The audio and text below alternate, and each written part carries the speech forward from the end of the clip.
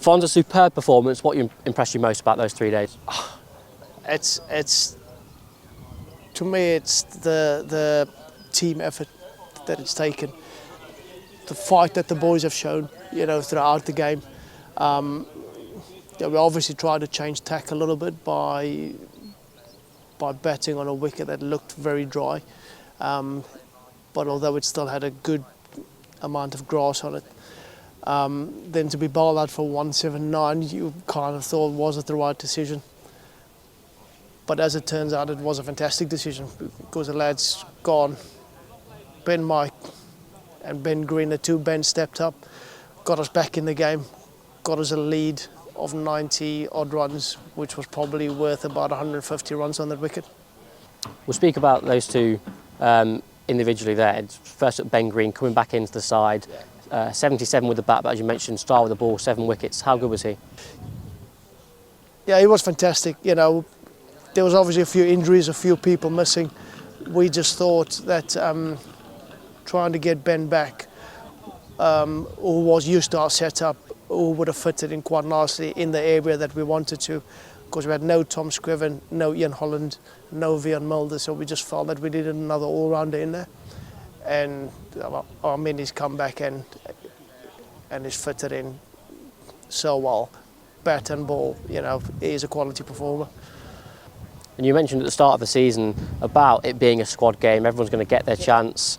And as you've seen this game, though overseas, a few first-team players missing, they've stepped up and delivered. Yeah, I just think that this team, the moment the chips are down, there's always they just seem to pull together. And that's a sign of a really good team for me. The boys are together, there's a fantastic team spirit in there. And who knows what could have happened last week if we got over the line where we would have been. But, boys came back today.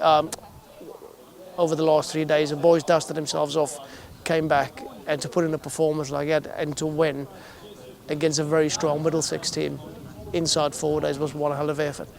Another player that inspired that, as you mentioned before, Ben Mike, had a disappointing or tough week for himself, I think it's fair to say, but, a career best in the match, 8 wickets, that shows his strength of character. Yeah, absolutely. I mean, the two of us had a chat on the bus back from Hove.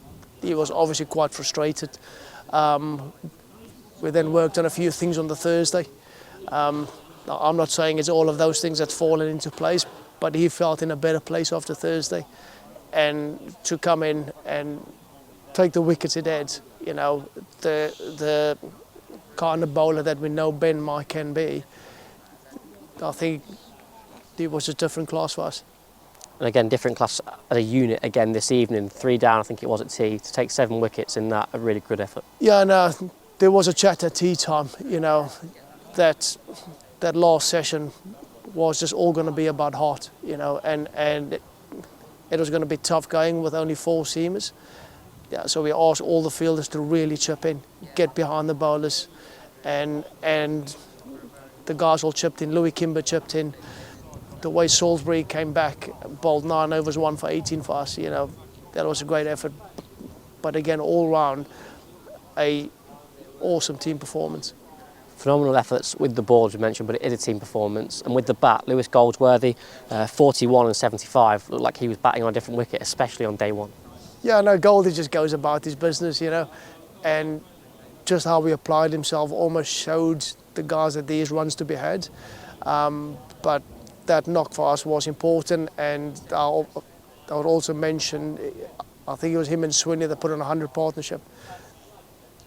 That was really important for the guys at the back end to try and capitalise on a bowling attack that was starting to get tired.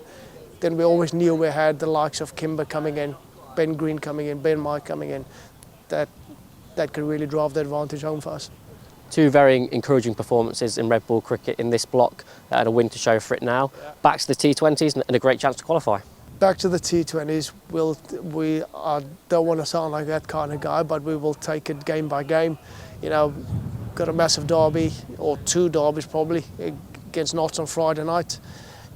At Trent Bridge, we've obviously got fond memories of the ground, and then we've got derby at home, hopefully in front of a really good crowd.